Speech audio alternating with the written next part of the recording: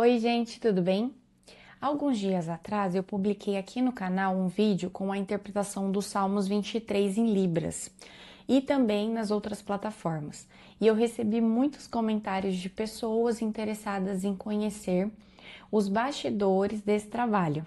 Então, muitas perguntas surgiram sobre quais foram os sinais utilizados, as escolhas tradutórias realizadas e principalmente sobre como acontece o processo de tradução de um texto bíblico para Libras. Por isso que eu preparei esse vídeo com muito carinho para compartilhar com vocês passo a passo uma proposta básica de análise e construção tradutória. O objetivo não é apenas mostrar o resultado final da interpretação, tá? Então eu não quero que vocês entendam que essa é a única opção tradutória que existe, igual uma receita de bolo, tá? Mas eu quero apresentar para vocês um caminho que pode ser percorrido até chegar a essa interpretação. É importante também destacar que os textos bíblicos, eles costumam representar um grande desafio para tradutores e intérpretes, tá? Nós estamos falando de textos produzidos em contextos históricos diferentes, né, culturais e linguísticos, que são totalmente diferentes dos nossos. Então exige pesquisa, reflexão e tomada de decisão consciente ao longo de todo o processo tradutório. Quando essa tradução ela é realizada para Libras, o desafio ele é maior. Por quê? Nós estamos trabalhando com uma língua visual. A estrutura gramatical é própria e também os recursos linguísticos são diferentes das línguas orais.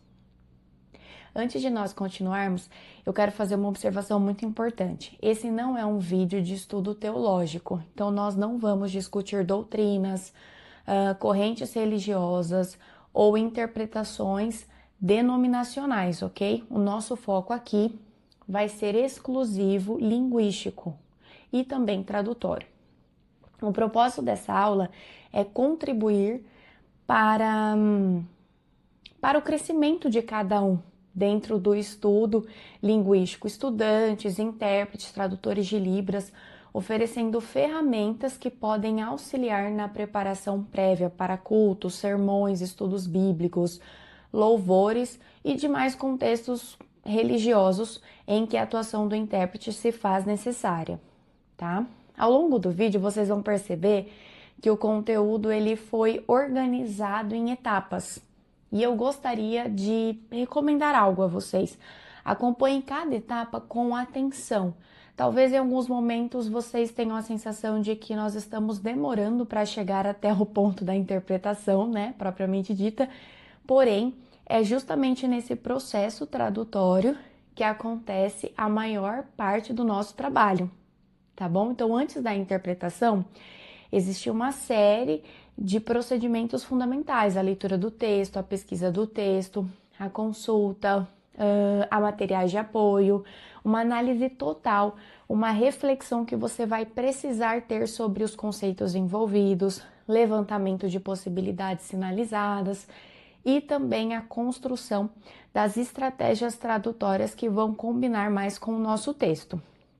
Quando nós pulamos essas etapas que eu citei e nós vamos direto para os sinais, nós corremos o risco de apenas reproduzir palavras, sem necessariamente traduzir o significado. Por isso que eu convido vocês a acompanharem todo o percurso até chegar à interpretação final. Dessa forma, vai ficar muito mais fácil de vocês compreenderem o porquê. Muitas vezes, quando eu publico um vídeo, eu menciono que ali tem determinadas escolhas tradutórias que foram realizadas ali na interpretação, tá? Essas escolhas, elas não acontecem por acaso, elas são resultado de estudo, análise e também tomada de decisão, como eu comentei anteriormente.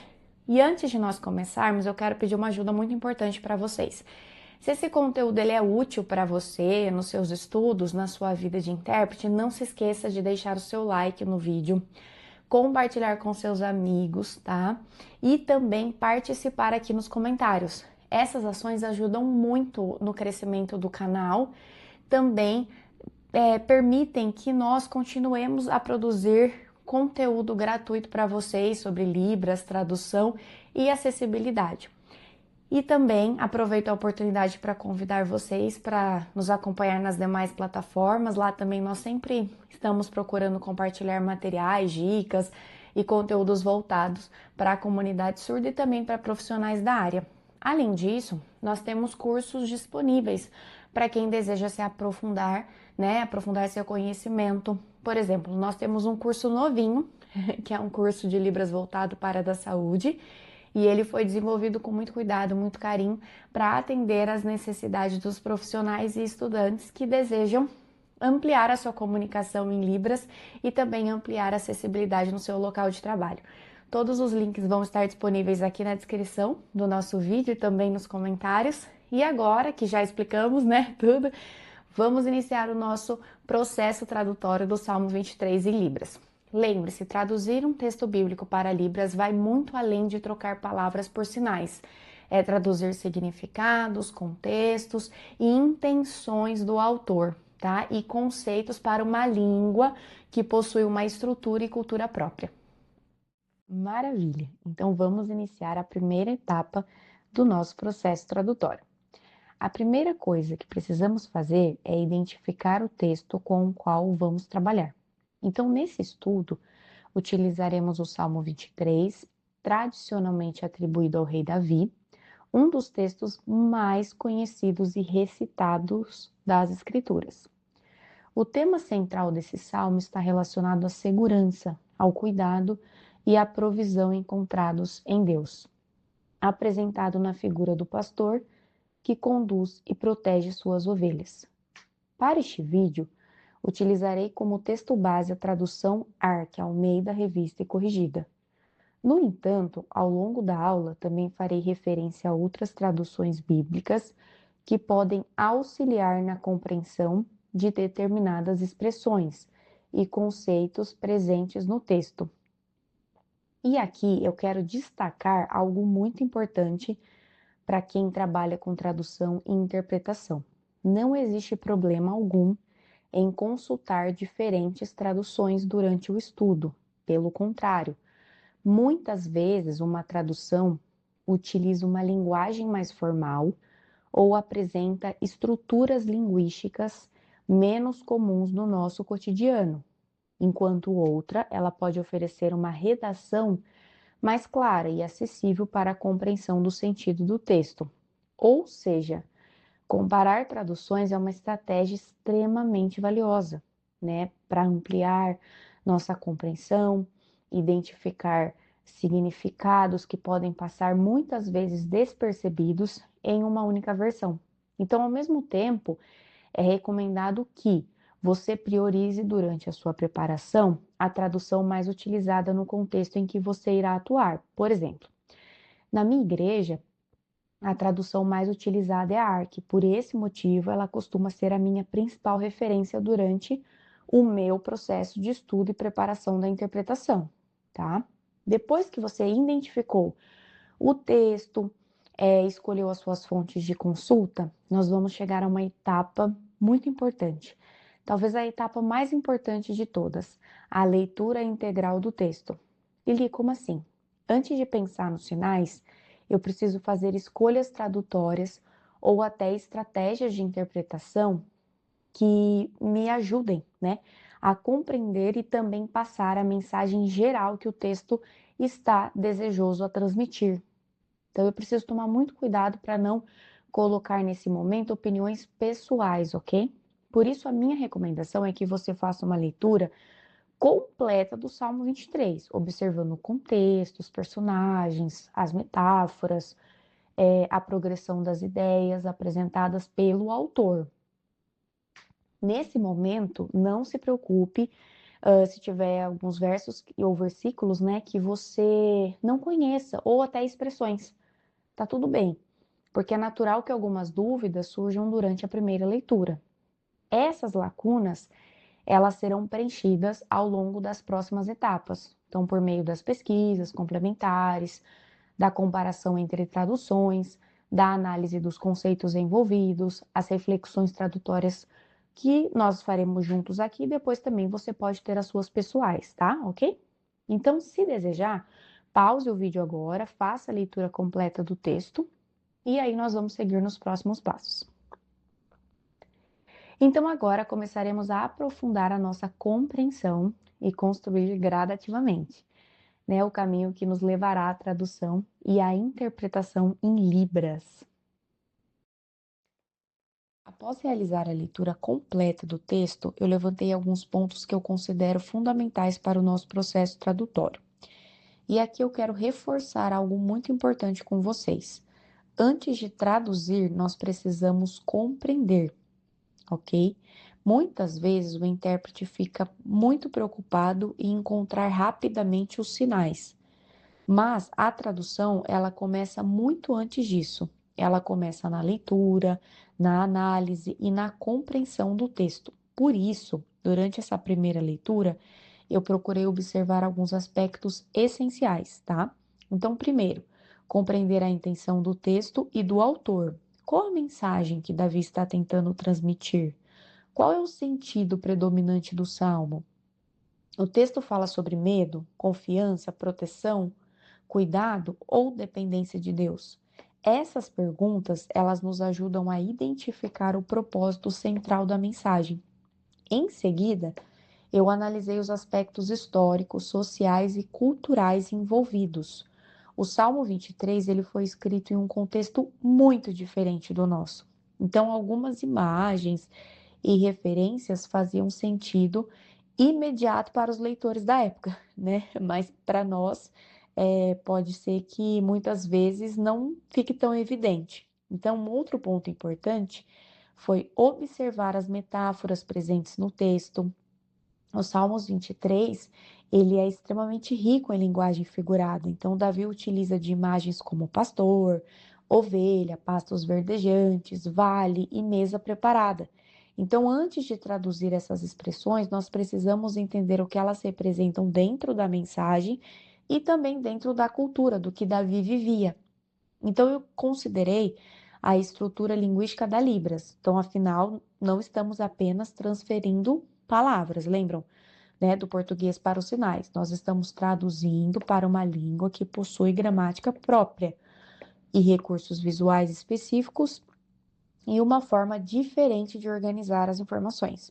Então, além disso, eu procurei refletir sobre também a fidelidade do texto. O nosso objetivo não é alterar a mensagem, mas encontrar estratégias que permitam transmitir o significado de forma literal, clara e natural na Libras. E por fim, um detalhe que muitas pessoas desconhecem, o livro de Salmos ele é composto por cânticos, né, e poemas, originalmente escritos em hebraico. Então isso significa que nós encontramos elementos poéticos que também precisam ser considerados durante o nosso processo tradutório. Percebam que tudo isso acontece antes mesmo da escolha dos sinais. Antes de continuarmos, nós precisamos refletir e compreender que existem diferentes formas de ler um texto bíblico. Nós temos a leitura devocional, que é aquela que nós fazemos buscando um crescimento espiritual, uma reflexão pessoal e um fortalecimento da nossa fé. Nesse tipo de leitura, muitas vezes nos concentramos naquilo que Deus está falando ao nosso coração e em como aquele texto pode ser aplicado às situações da nossa vida. Já no processo tradutório, nós precisamos adotar uma postura um pouco diferente. Além da espiritualidade, é necessário realizar uma leitura mais técnica, mais analítica, tá? Nessa etapa, o nosso foco é compreender o que o autor originalmente quis comunicar aos seus primeiros leitores. Ou seja, antes de perguntar o que esse texto significa para mim, eu preciso perguntar o que esse texto significava quando foi escrito. Por isso, analisamos aspectos históricos, culturais, linguísticos e contextuais, ok? Isso não significa abandonar a leitura devocional, não é isso, pelo contrário, significa apenas compreender que para traduzir com fidelidade, nós precisamos primeiro entender o que o texto, da forma mais possível, quer passar para nós, qual é a sua mensagem original. São momentos diferentes. Então, somente depois dessa etapa, nós estaremos mais preparados para tomar as decisões tradutórias responsáveis e também construir uma interpretação em Libras que respeite o significado do texto bíblico. Depois da leitura inicial e da identificação dos principais elementos do texto, nós chegamos a uma nova etapa do nosso processo tradutório, que é a consulta a outras traduções bíblicas e também a realização de pesquisas complementares. Mas por que que isso é importante, Lili? Porque nem sempre a primeira tradução que nós lemos deixa todos os conceitos completamente claros. Algumas versões, elas utilizam palavras mais antigas, expressões menos comuns ou construções linguísticas que podem dificultar a compreensão imediata do nosso texto. Então, por isso, uma estratégia muito útil é consultar outras traduções como fonte de apoio, né? O objetivo não é substituir o texto principal que nós estamos estudando, não é isso, mas é ampliar a nossa compreensão sobre aquilo que está sendo comunicado. Então, quando nós comparamos, né, diferentes versões, muitas vezes nós conseguimos perceber nuances de significado, identificar explicações implícitas e compreender melhor determinadas escolhas linguísticas feitas pelos tradutores. Além disso, durante essa etapa, é importante pesquisar palavras e expressões que nós não conhecemos completamente. Se encontramos um termo cujo significado não está claro, devemos consultar dicionários, comentários bíblicos, materiais de apoio e outras fontes confiáveis para compreender melhor, né? Compreender exatamente o que aquela palavra representa dentro daquele contexto. Outro aspecto fundamental é investigar os contextos históricos relacionados ao texto. Então, por exemplo, quem escreveu, para quem escreveu, em que contexto social e cultural essa mensagem foi produzida. Tudo isso faz com que essas informações elas nos ajudam a compreender as imagens, metáforas e referências que muitas vezes poderiam passar despercebidas em uma leitura superficial. Então, da mesma forma, também é necessário pesquisar sinais da Libras que eventualmente não dominamos, né? Ou sobre os quais ainda temos alguma dúvida. Lembrem-se, não há problema algum em pesquisar, pelo contrário, a pesquisa ela faz parte da responsabilidade profissional do tradutor e também do intérprete. Quanto maior for nossa compreensão do texto, mais conscientes serão nossas escolhas tradutórias. E é justamente nessa fase que nós começamos a transformar uma leitura simples em um estudo tradutório mais profundo e fundamentado.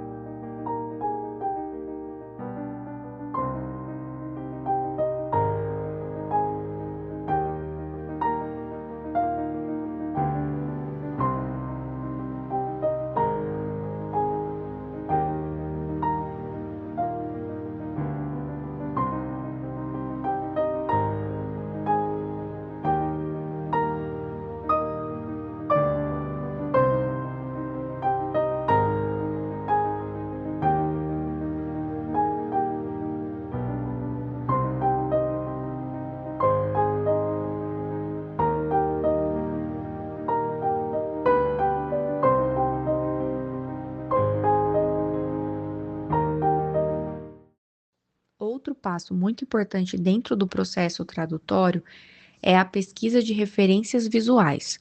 Quando estamos trabalhando com a Libras, não basta apenas compreender o significado das palavras. Nós precisamos também construir imagens mentais que nos ajudem a visualizar aquilo que o texto está descrevendo. Por isso, é interessante pesquisar os elementos presentes no texto em seu sentido mais literal. Por exemplo, como é uma ovelha, como era um pastor na época em que o texto foi escrito, como era o trabalho de conduzir e proteger um rebanho, o que caracteriza um pasto verdejante, como seria uma água tranquila ou águas de descanso. Essas referências visuais nos ajudam a compreender melhor as cenas descritas pelo autor e contribuem para a construção de classificadores, descrições imagéticas e estratégias visuais mais adequadas para Libras.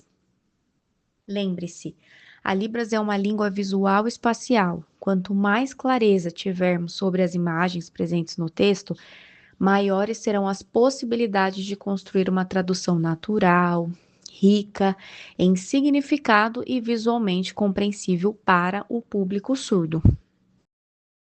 Muito bem, gente. Agora nós vamos dar sequência falando algumas partes práticas da interpretação, ok? Primeiramente, é muito importante organizar o nosso espaço da cena, né? Como que nós vamos colocar os nossos personagens, os lugares, por exemplo, os pastos verdejantes, as águas tranquilas, o caminho da justiça, o vale da sombra da morte. Então, precisamos organizá-los de uma maneira bem clara. Outra coisa importante também são os sinais. Então, nós precisamos treinar esses sinais antecipadamente.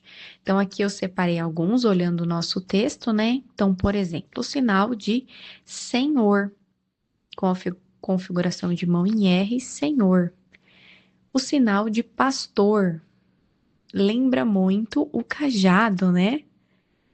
Quando o homem está andando e segurando o cajado. Então, pastor.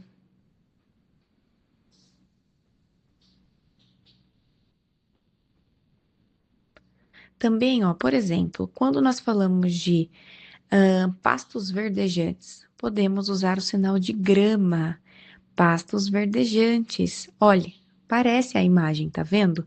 Fica visual. Também, por exemplo, como fazer nessa parte?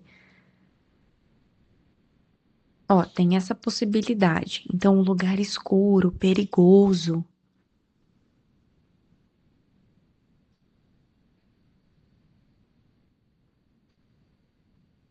Também, e essa parte, como que nós podemos fazer? Podemos, olha, Senhor, uma mesa, vem, prepara.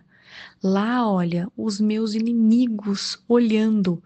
Ou também podemos inverter, né? Lá os inimigos me olham, ou lá alguém está olhando. Quem? Os inimigos. Ou também, Senhor, prepara uma mesa na presença dos meus inimigos. Tem várias possibilidades, tá? E aí nós também precisamos lembrar dos classificadores. Então, nessa parte, podemos usar um classificador para remeter o cajado, trazendo no literal, porém mantendo a poesia, que é muito bonita. Então, os classificadores são muito importantes. E agora vou mostrar para vocês uma tradução que está salva aqui no nosso canal, inclusive ela que gerou todo esse vídeo. Vamos lá.